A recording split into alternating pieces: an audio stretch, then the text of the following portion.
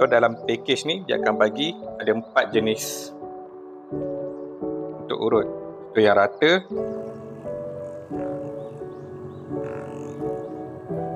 satu yang ada muncung sikit macam ni,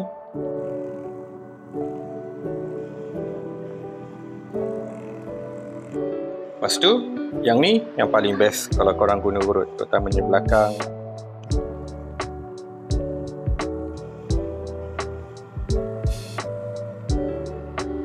Dan yang ni untuk urut tangan, lengan atau betis.